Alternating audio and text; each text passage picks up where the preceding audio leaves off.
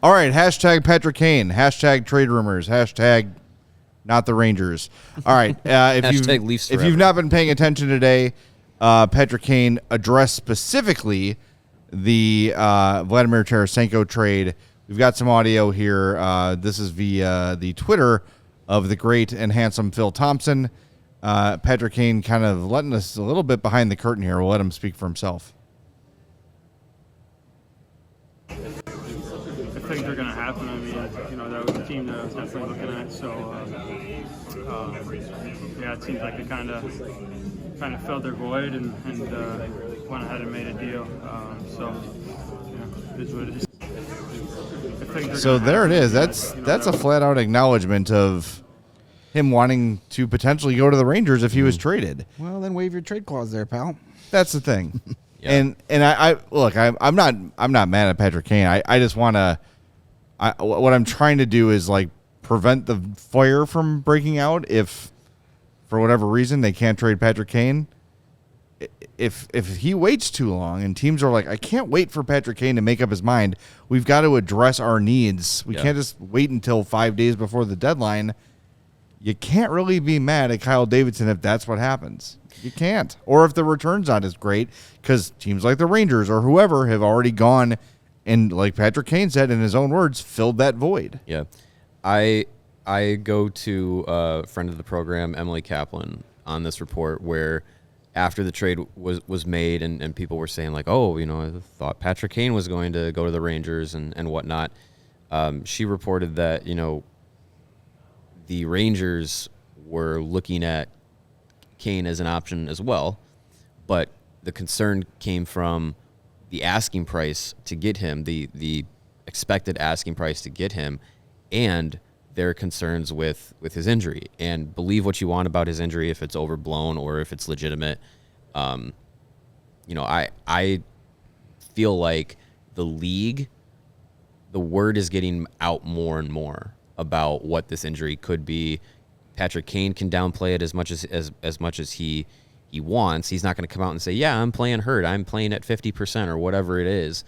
He's not going to do that. But, I think if one team, especially the team that seemed like the top option for him to go to, if that team is going to say like, you know what, it was going to cost us too much and it was going to cost us too much for a player that we have questions about his health status, that's going to go around the league and cause a ripple effect. Because if another team is looking at Patrick Kane and they say, you know what, the Rangers ducked out, we are going to pull back our offer or lessen it because we have the same, we also kind of had those same health questions, and now it's maybe affirmed by the Rangers having those questions. If that's the case, I'm starting to think that even if Patrick Kane goes to Kyle Davidson saying, you know what, I would like to be open, I'm open to being traded, here are my teams, Kyle Davidson, is he forced to trade Patrick Kane if he waives? Because if a team says, if his best offer doesn't include either an A-level prospect or a first-round pick, like, you can't say, I'm going to trade Patrick Kane and then go to a team and they're like, well, we're just going to give you a B prospect and a second-round pick because we have these concerns.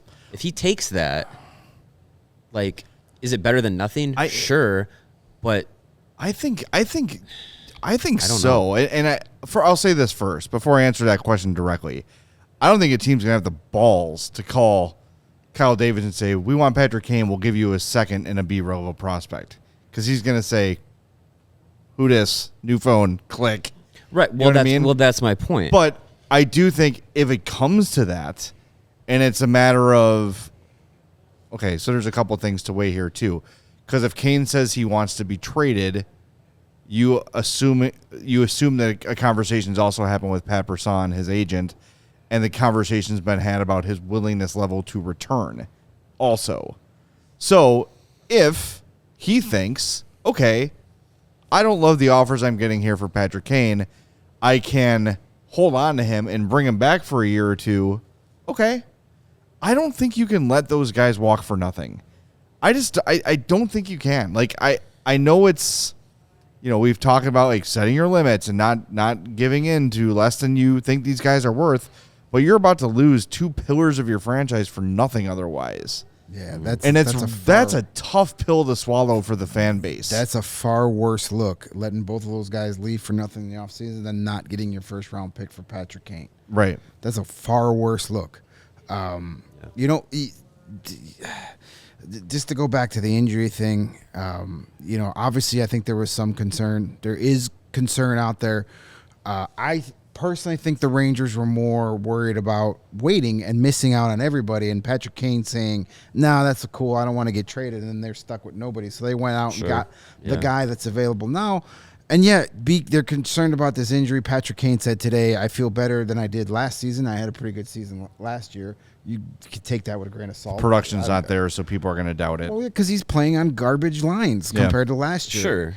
You put him on that Rangers line with Zibanejad and Panarin, all of a sudden that hip injury is not a problem anymore. Maybe. So that's the funny thing that the Rangers, legitimate concerns about his hip, and then they go trade for a guy that's had nothing but injury problems the last couple of years. Yeah, he's been healthy this year. Yeah, but he's got a bum shoulder. He's one check into the boards away from getting hurt again. Sure. He's got a far worse injury history than Patrick Kane has ever had. So, I think it had more to do with Vladimir Tarasenko is available and can be on our team tomorrow. Patrick Kane, we don't know. Mm-hmm. So let's fill our need now. And the Kane saying it wasn't the happiest trade. It's not the happiest I've been after seeing a trade. Shit or get off the pot, buddy. Yeah. Like, you want to play for the Rangers, tell them you want to play for the Rangers. Or just make the decision already. He's earned the right, of course, to take as much time as he wants, but for the love of Christ, please make a decision for my sanity. I know it has not. I know he doesn't give a rat's ass about my sanity, nor shall he. But it's just every day, and then every day he's going to talk and he's going to mention the team again. I think he's trolling us at this point. Tarasenko, by the way, scored in his debut at the Rangers. Yes, he did. 2 shots on goal, 3 more shot attempts, and a hit. Hey, how would you like to be Mika Zibanejad these days? It'd be nice. First of all, you've got amazing pass drive. That's it. You've got amazing hair. You're a good-looking guy. You've got millions of dollars in the bank account. You look to your left, there's Artemi Panarin. You look to your right, there's Vladimir Tarasenko. Pass either way and get to the net. Now, what they should do, the Rangers, is trade for Domi, because they know the passes will be there for that line all day. He's looking to pass constantly. He can play for one of his dad's former teams. By the way, something I forgot that I remembered after listening to 32 Thoughts today.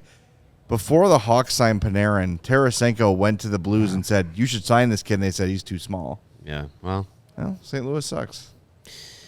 Yeah. Well, they did kind of get the last laugh. They did beat the Hawks and Panarin in the first round of the playoffs. No one remembers that. No. It happened. No one outside of St. Louis. That's when I scratched Troy Bauer's name off the Stanley Cup.